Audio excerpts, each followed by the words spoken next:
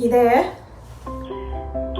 Yeah, I've got you on speaker. My husband's here. Okay. Hi. No problem. Okay. Hi, Tom and Julia. So I've got good news for both of you. It has come positive. Great. So congratulations. Oh, thank you. For Prue Craven, this moment was once medically impossible.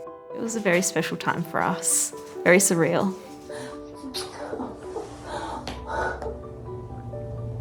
That's amazing. You okay? I was born with MIKH syndrome.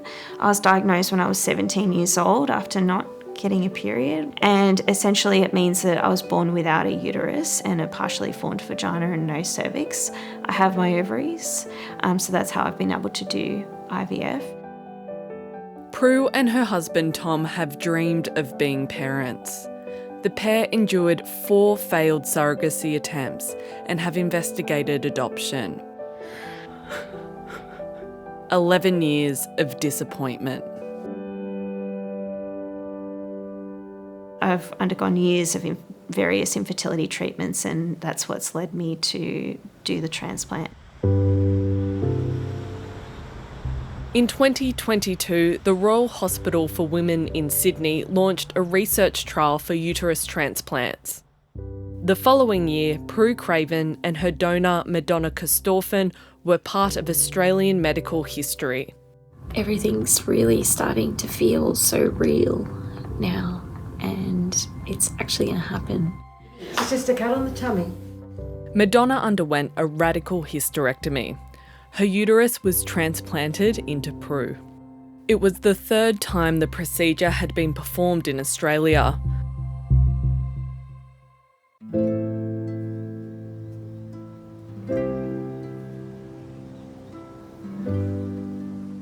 I suppose like any newly pregnant woman, the first 12 weeks was a lot of anxiety and very emotional as well. I was still testing myself to see if I was pregnant right up until about nearly 7 weeks, just because I just couldn't believe that this had happened to me. Prue continued to take medication to stop organ rejection. Hey, Prue. What do you reckon? This was sort of smooth sailing until probably about halfway through. I ended up developing preeclampsia, which I knew I was at risk of getting, just being on the medications and having a transplant. But unfortunately, that's what happened. And I ended up going into premature labour. Oh, I'm sure she likes that. Who doesn't like their feet being massaged? Rose Craven was born on March 29th, premature at 31 weeks, but healthy. We just couldn't believe that this was happening to us finally. It was magic. Best feeling? Best feeling.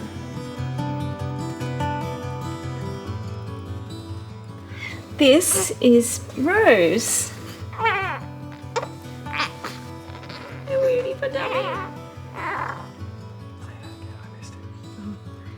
Could never get sick of this. Absolutely. Every day for me is like a dream when I wake up. I get to look down at this child and know that she's mine and know what I've been through to get her was completely worth it. It's like living a dream. And that's the best way that I can describe it. The actual jobs and doing the parenting stuff is sort of become second nature, but it's a little bit surreal sometimes when you can sort of take a step back and think about how, what's actually taken to get to this point, that's for sure. It's exciting about the future. I just can't wait to watch her grow up into a little girl and be her dad,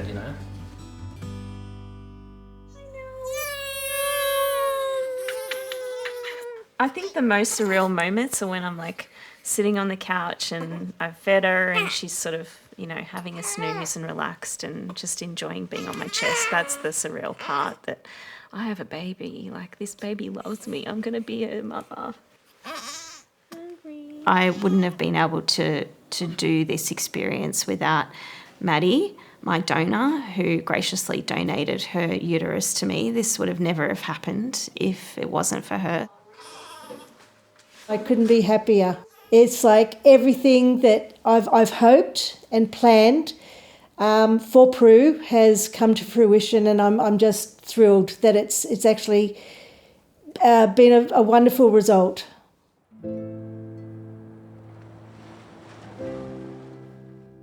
Family friend Madonna Kostorfen volunteered to be a donor after Prue's mum was not a match. She was almost in tears. And I sat across the table from her and I went, I'll do it. While the surgery was successful, Madonna is recovering from some complications. You undertake something in a clinical trial and you've got to expect there could be something. As a result, I've had to have further bladder surgery, and I'm still in the process of trying to get back to a successful and normal way of life. I feel fulfilled that something I wanted to do to help somebody has actually come to fruition. I'm also proud that I'm part of a program where we can help people in the future. The Royal Hospital for Women's Uterus Transplant Trial has seen 2 babies born with 3 successful operations. Doctors will perform another 3 transplants in the next 18 months. I wish that this opportunity could be afforded to more women like me.